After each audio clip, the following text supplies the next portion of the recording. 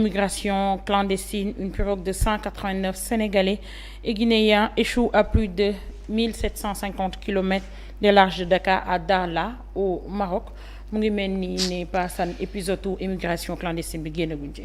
man kay damaa jom man damaa xamul mi affaire bi day jékki-jékki calme ba nekk wàcc na. mu jógaat mi loolu mais lan la luy def loolu aw. mais réew mu metti rek. réew mu tàkk bëgg wut leneen maanaam dem feneen xool lu fa am. réew mu metti la ah. parce que ñiy dem aussi man gëm naa ne bu ñu amoon lu leen gënal seen réew dañuy toog. enfin njort bu rafet boobu laa ci am daal. dama gëm ne ñoom jéem nañu ba sonn seen réew doxul. peut-être seen réew joxu leen chance bi ñu leen waroon jox. ñu ne nañ dem làmbi feneen xam nga ku dugg gaal ak risques yi ci ne yépp sawaay géej ni mu garaawee. ba damaa jógee Ziguinchor di ñëw Dakar fii jël bato bi. mais gis nga guddi gi. sa waay guddi géej. wallaay. ñuul kukk yow doo gis dara. wallaay. sa waay ku ñemee affronter loolu. ak liñ ne la moo ne ci géej yëpp. wallaay ñii di jommi. yow yaa ngi woon ci bato bu tëj. man maa ngi ci bato bu neex yor sama café kay di naan ñee ña ngay xat-xatloo ci gaal. di xëccoo ay mburu parce que dañuy dem ba seen lekk day jeex. ñii lekkante ci biir ça existe. parce que xiif nañu ñuy tànq ci ndoxu géej bi di naan. ñu ci bëri loolu moo leen di rey seen biir yi di daw. da ngay daw ba sa biir day daw ba dootoo dese ndox. wala nga wàccu ba dootoo dese ndox. dee. wallaay. sëñ bi ku nar a affronter loolu da lay leer ni saa waay boo amoon lu gën. doo ko def da ngay toog sa dëkk nag. voilà lu doy waar la loo xam ni di ko imaginer sax gis nga te li garaaw ci affaire bi. par exemple am na ay sénégalais ñi les 189 personnes dont on parle là. Sénégalais ñoo ci ëpp ak guinéens. Dakhla à plus de 1700 kilomètres du Sénégal de Dakar encore que tu es au Maroc tu n'es pas encore en Europe c'est-à-dire que distance boobu nga def noonu boo xefee moom ngay defaat pour dem Europe wala lu ko jege. ci coono ci mettit ci. comme il t'a dit ci ni ñuy dundee foofu nu yéeme.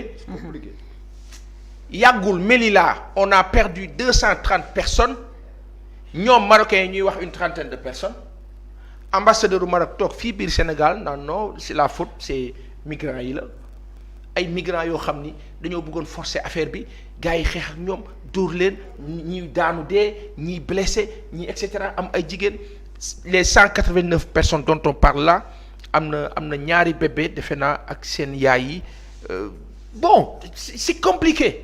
waaw léegi nag man li ma jaaxal dans tout ça mooy ce phénomène existe depuis quoi 2004 2005 quand bien même que sax amoon na si jamono mais à partir de 2004 2005 fii ci Sénégal ci la explosé. pourquoi parce que plus ñuy dem comme il t'a dit dund bi dafay jafe fii bu njëkk mool au temps de Abdou Diouf. le Sénégal li ko daan gën a jox xaalis c'était la pêche 400 milliards la ne yu daan dugg fii ci nappab jën sanu bàyyi yeeg sanu maam yi dañ daan dem géej laaj leen jànqa ya ca jamono ya amoon ay coro mool xale yu jigéen dañ daan wax naan ay bu la mool doxaanee baal leen ma terme bi de ci en parenthèse. da ngaa kontaan. mais loolooy terme bi sax. mool baa ko ne iPod bii Pro Max la 1,5 million laa jar xulil. waaw dal naan baal ma dem géej te ñëw baal maaraw rek. boo demee rek bu kiiwee rek ba dellu seen u rek la ko xulil. waaw taf mu jëli ko indi la ko. waaw. mool rek amoon lool. tegal la ci jën bu bari. tegal la ci jën xulin amatul léegi ñun dañ daan jékki-jékki sawaay dem toog nee lakk jën ay coof bii ñu ñoo jaayee 7000 francs ba nga demee rek xulin dina kaa jël nii yow yóbbul sa kër yaay. jën da daan tuuru quoi. mërëg yabo yu mërëg day tuuru ci plage bi nu for yóbbu wala nga ñëw gaa yi jël kees may la bàyyi sa ne yóbbul. loolu amatul de. Mod Samba dama jox sa yaay. Mod Samba tey jën lañ toog. awee Abdou Fall Abdou Fall ngaa la baax nag. soose gàddu leen te yóbbu. gaa yi dund bi neex. dëgg la de.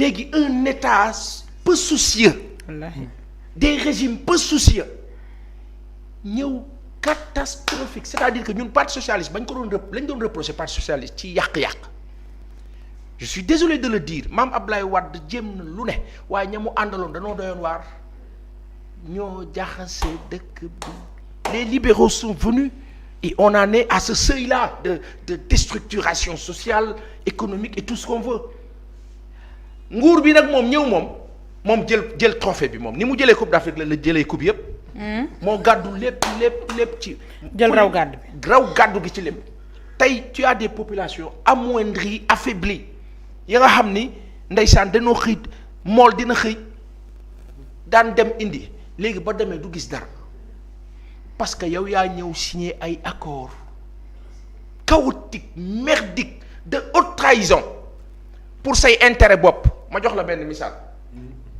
xoolil daral ya mag yi am fii xarab 1 million yi loolu moom bu yeboo bu ngeen ñu mooloo du ñu saf xoolil pour vous dire comment ce pays est dézingué désarçonné chinois yi nekk fii est-ce que xam ngeen ne ay tabaski dañuy jënd gétt yi gën a mag da ngay gis ku nekk ci administration bi la liggéey conflit d'intérêt di yar ay xaram mu nekk ay gétt ya mag ñu naan day def élevage c'est bien et c'est bien que chacun puisse entreprendre mais xulil oui su la loo ci conflit d'intérêt lu ma jur chinois boo xam ne dafay ñëw Sénégal di business nga war ko signer këyit mais nga xool gis ne jaarul yoon mais chinois bi moom dalay defal faveur bu tabaski jotee ñenn ñi chinois bee leen di jox xarab 1 million ñu jox la ko ngay xuggaliku ñëw gaare gàddu dem jaay taar fekk yaa ngi lor sa askan gétt laa la wax chinois bi day ñëw gàddu gétt bi fay du discuter fay lépp parce que am na ñu mu koo jox ce pays là il faut que ñu wax nit ñi li fi nekk c'est-à-dire xuli te yàlla rek tax ñuy jël dëkk bi di ko jaay di signer ay kayit yëpp bon Pape Alé Niang wax nañu ko bu yàggul teereewu Lat Joor bële ca centre ville fa car rapide ya di gaar wetu tribunal ñu jël ko bazarder ko jox ko chinois yi 10 000 mètres carrés xaw ma nga jox ko à des montants débiles mais lii dafa ëpp et quand vous le faites ngeen di massacrer askan te du ngeen ko yëg mu la riba bu ngeen dee lekk na ma yàlla baal muy këpp ci seen njaboot yi te du ngeen ko yëg ba sëtaat ya nag da leen di topp ak da lay topp ba sëtaat ya kilifa yi yor Sénégal administration bi autorité yi seet leen yàlla neex na de nga dugg sa kër way moi ça va boo rombee ci koñ bi maye 10 000 20 000 ñu naan a fi gën fekk li nga maye ala a xaalis ab corruption bu jógee fu kawe ndax këyit goo signé et nguur bu am dayo chef d'état bu am gëdd bu am vision dina fexe ba loolu du am pour askanam di jariñu aujourd'hui tous ces migrants là c'est quoi li soo see wax la amatuñu lu lekk amatuñu lu naan amuñu choix nga gis ka toog am na ci koo xam damaa wax moom xam nga lu ma wax. coow xëcc ci nopp nit ba mu ñëw nga dagg. yàlla ci yàlla musal. non yow géej gi li fi am nabu. kenn waxu ko. Paasan bàyyi soose ñëw. bàyyi soose ñëw boo waxee ci ya fa nekk yëpp après da ngay dugg ci solution yi. parfois boo koy nettali. da nga naan non lii naka la mën a. mu lay wax ni moo am de. gis nga nit bu xiifee bu xiifee kaas bi sax boo ko tegaloon dana ko jéem a toj lekk. wallaay. géej gi nabu ñu bëri ñu ngi dof. wallaay xam nga géej guddi dafa garaaw.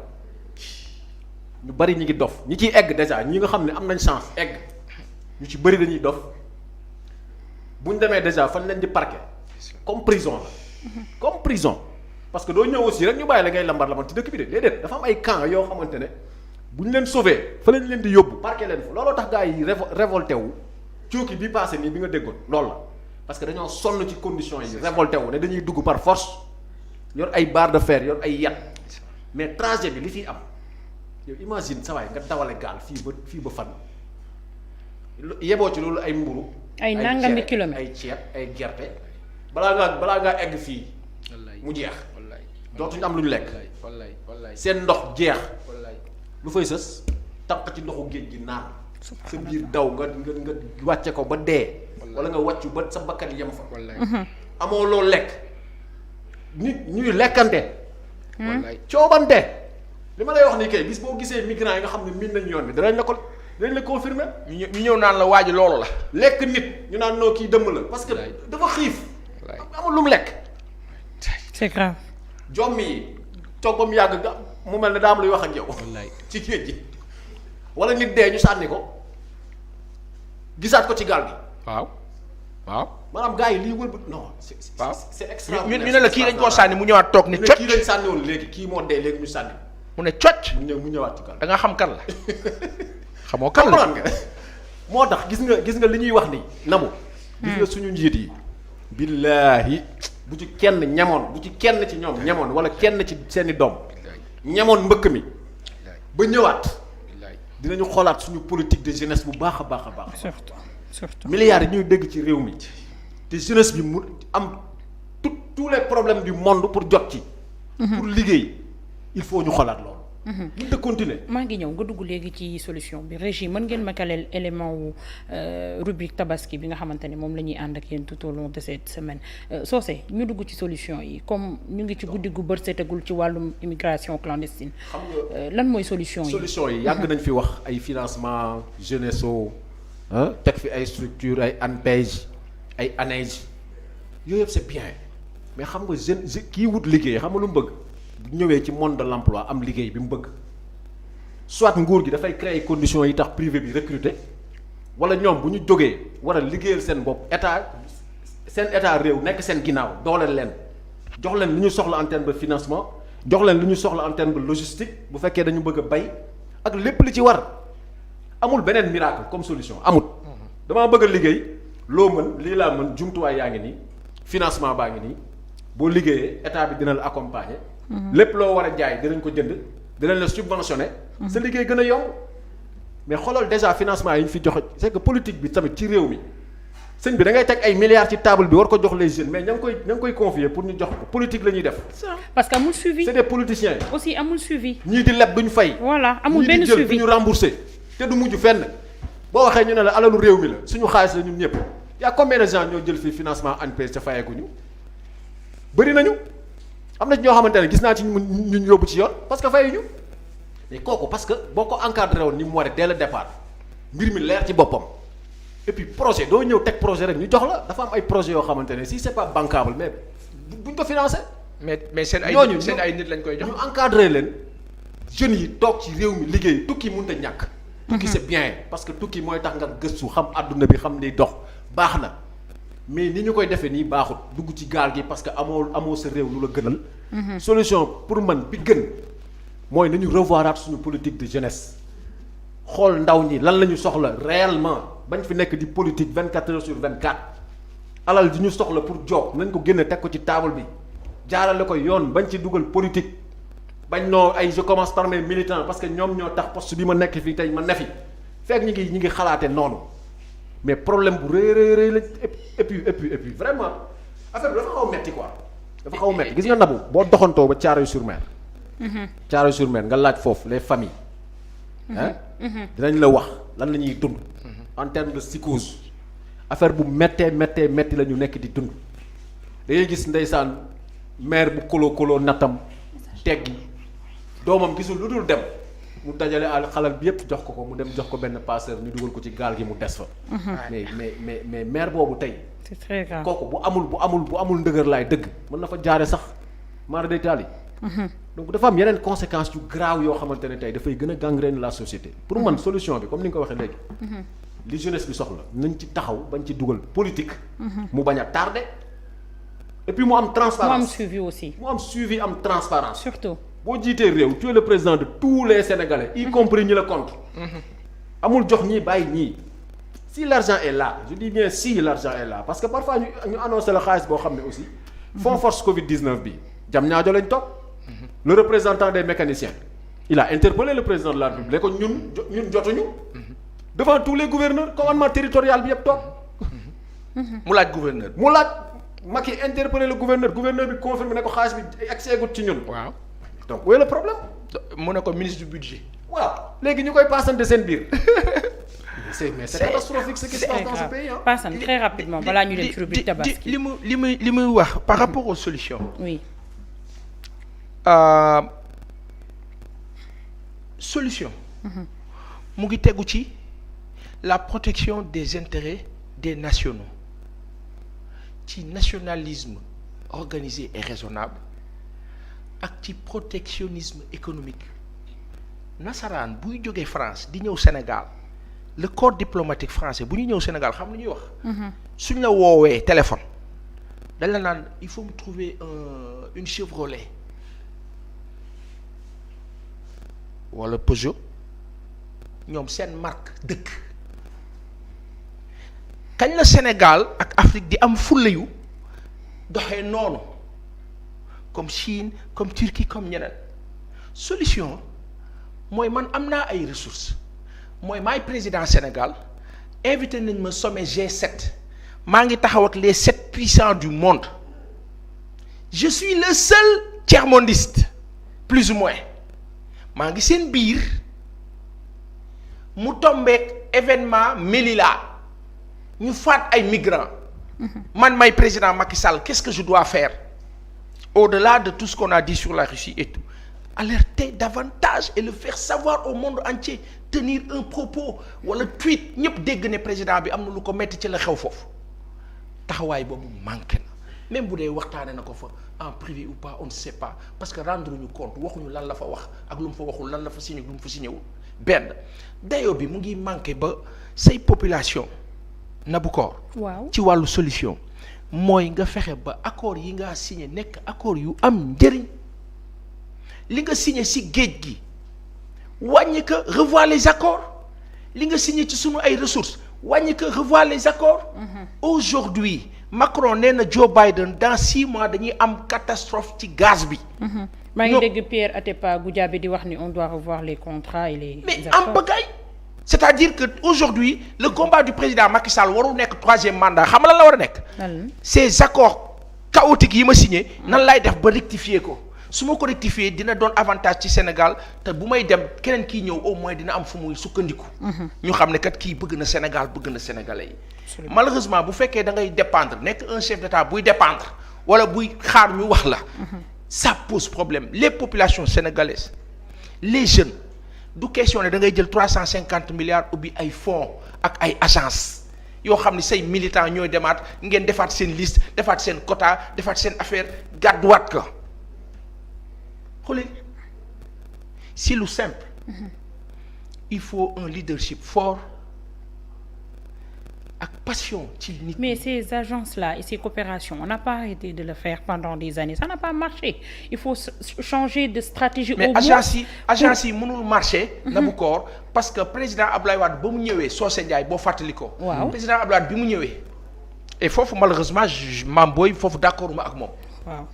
président Wade il avait énormément d'idées mais foofu d'accord ma ak moom laaj ma lu tax. lu tax parce que toutes les agences créées yi ci ëpp daanaka yëpp sax presque ay direction la woon ci biir ministère yi dafa mel ni nga ne ministère de l'agriculture dafa amoon ay direction nga ñëw désarçonné ko def agence 2 agence 2 agence 2 teg fa ay nit et puis qui coûte plus cher budgétivore nga jël le budget tey jii nii si je prends le cas du président Macky Sall lu tax affaire bi metti si ñun parce que l'État dépense énormément tu avais un budget de 52 milliards au temps de Wade pour la présidence de la République du Sénégal Nabukor quand le président Macky Sall est venu on est à plus de 80 milliards la présidence de la République après ñu ne la non xam nga sécurité c'est-à-dire dafa am benn côté boo xam ni mbir mi sax dafa nuru ala iñaan wala bon wala ñàkk xam-xam bon kenn mënu wax lépp. Merci. Mais c'est chiant baal leen ma terme bi. Merci,